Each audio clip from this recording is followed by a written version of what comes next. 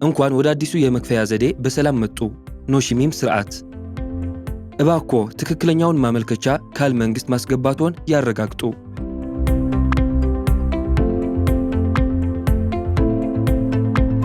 በመነሻ ገጽ ላይ ሁሉንም የሚገኙትን ድርጊቶችን ማየት ይችላሉ። በቅንብሮች ቁልፍ ስር የይለፍ ቃሉንና ቋንቋውን መለወጥ ይችላሉ።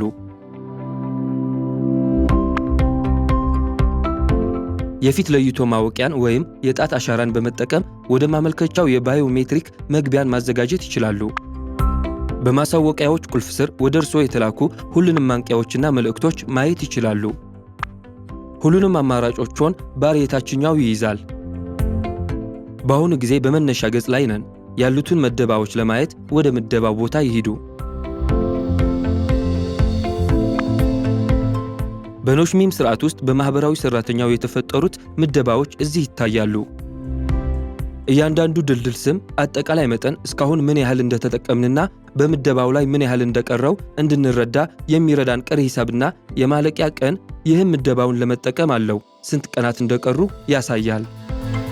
እባክዎ እያንዳንዱ ምደባ ከተፈጠረበት ቀን ጀምሮ ለ3 ወራት አገልግሎት ላይ የሚውል መሆኑን ያስተውሉ። ከዚያ በኋላ የቀረው ጥቅም ላይ ያልዋለ በጀት ለአዲስ ድልድል ይገኛል። አንዳንድ ጊዜ በካርዱ ላይ ብዙ የተለያዩ ምደባዎች ተከፍቷል።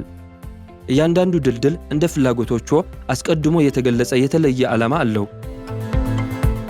ሁሉም የምደባ ዝርዝሮች ለማየት ተጨማሪ መረጃ ያስገቡ። በእያንዳንዱ ድልድል ስር የተደረጉ ግብይቶችን ማየት ይችላሉ።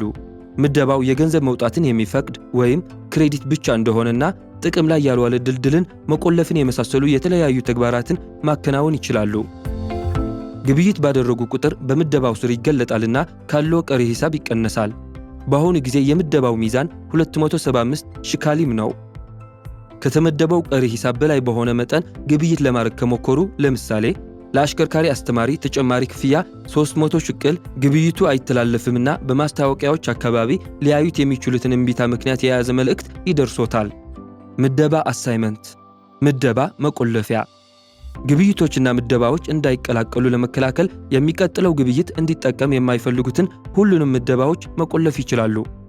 ለምሳሌ የ50 NIS ኤሌክትሪክ ክፍያ ለትክክለኛው ድልድል እንጂ ለስሜታዊ ሕክምና ፈንዶች እንዳልሆነ ዋስትና ለመስጠት ክፍያ ከመፈጸሙ በፊት የሚከፋፍሉትን ይቆልፉ። ስለዚህ የኤሌክትሪክ ክፍያ ሲከፍሉ ግብይቱ የሚከናወነው ከትክክለኛው ድልድል ነው። ምደባውን በጊዜ ውስጥ ካልቆለፉትና ግብይቱ ከተሳሳተ፣ ምደባ ከተቀነሰ ከግብይቱ ውስጥ እንደገና መመደብ ይችላሉ።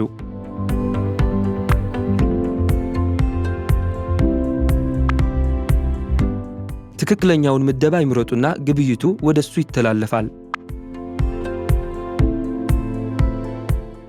በግብይቱ ውስጥ ደረሰኝ መስቀል ይችላሉ እንዲያደርጉ በሚገደዱበት ጊዜ።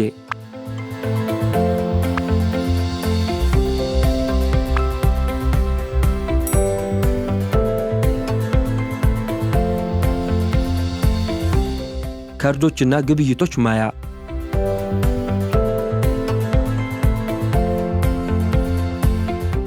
እዚህ አናት ላይ የእርስዎ ካርድ ማየትና የተለያዩ ድርጊቶችን ማከናወን ይችላሉ።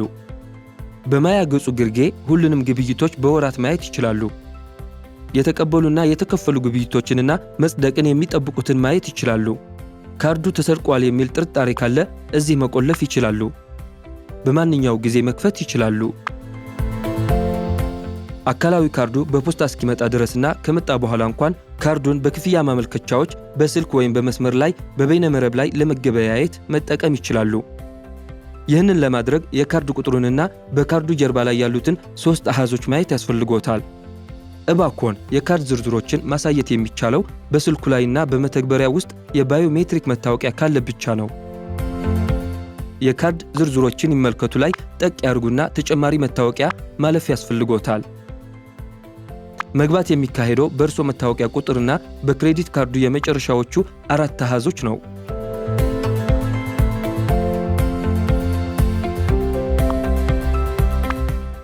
በኤስኤምኤስ የተላከልህን ኮድ ካስገባህ በኋላ የካርድ ዝርዝሮችን ማየት ትችላለህ።